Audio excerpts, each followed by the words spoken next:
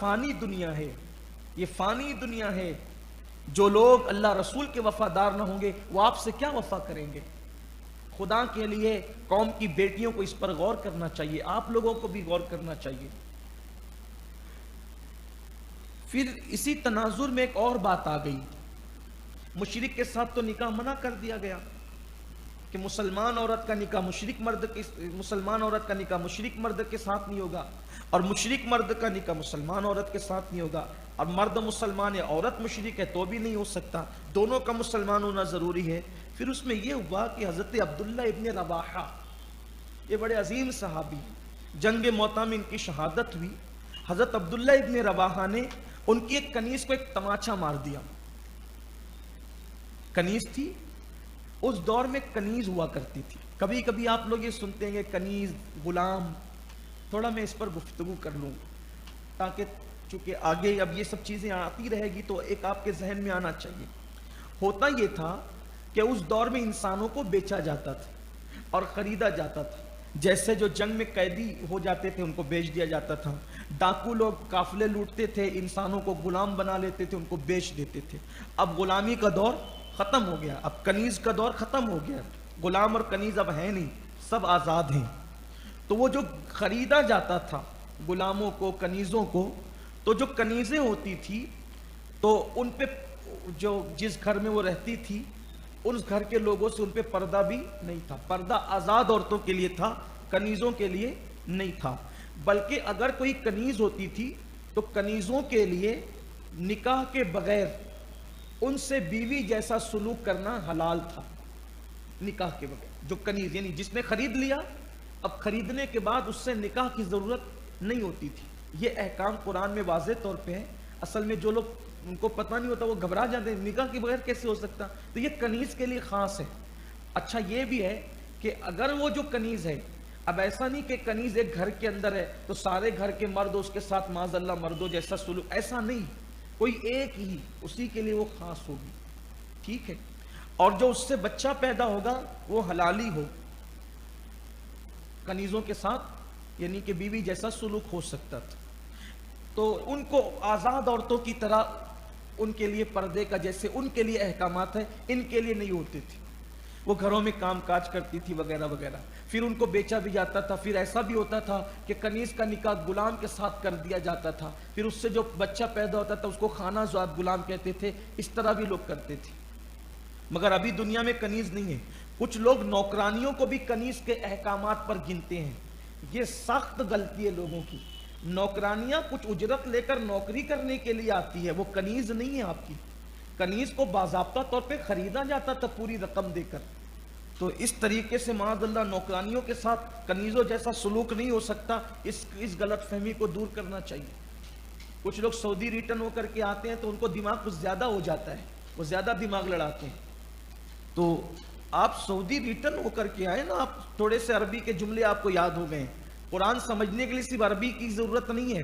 قرآن سمجھنے کے لیے وہ کئی جو 100 سالہ جو مفسرین کا ذخیرہ ہے نا اس کی ضرورت ہے.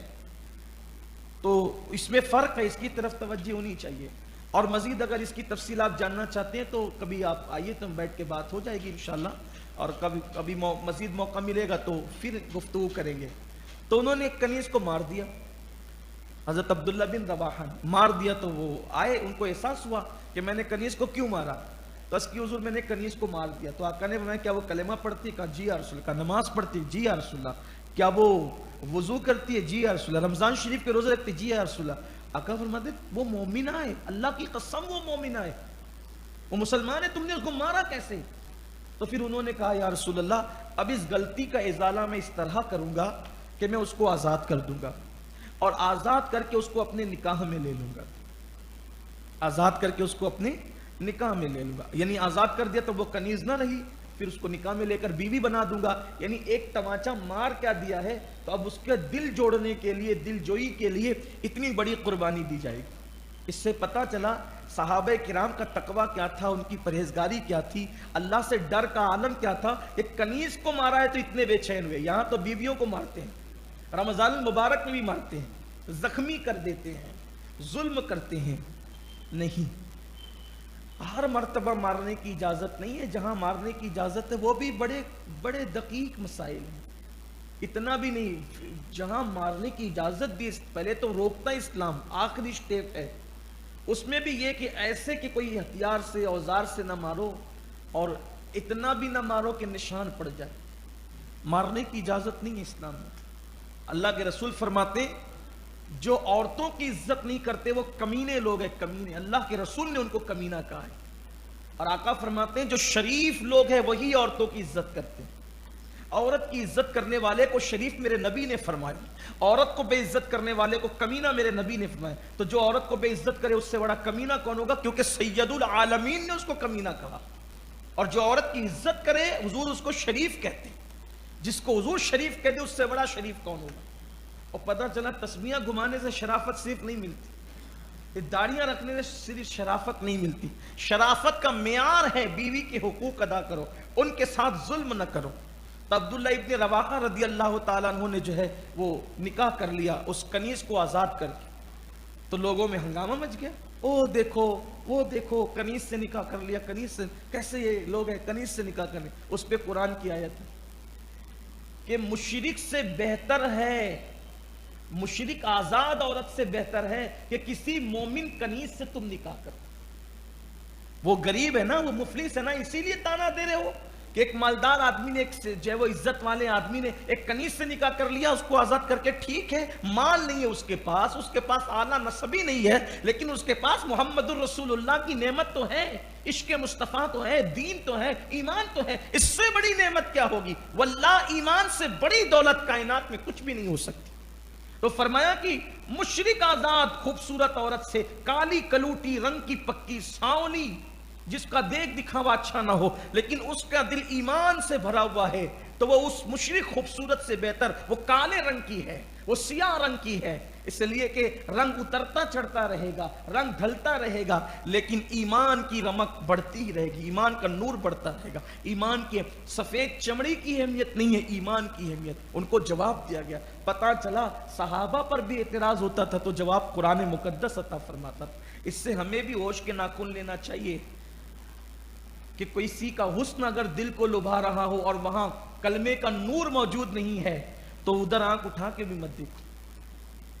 سیدھی سادھی صورت والی اگر مسلمان لڑکی مل جائے کر لو، اس لیے کہ ایمان کی بات ہی الگ ہے۔ ہر جگہ صرف حسن کو مت دیکھو، سفید چمڑی کو مت دیکھو، ایمان کا نور دیکھو۔ ایمان ایمان ہے، ایمان سے بڑی نعمت کیا ہے؟ ناظرین اکرام، اسی طرح کے اور واقعات اور بیانات سننے کے لیے چینل کو سبسکرائب کریں، بیل آئیکن کو دبائیں تاکہ اگلے آنے والے ویڈیو کا نوٹیفیکیشن ترنت آپ کے پاس پہنچ جائے۔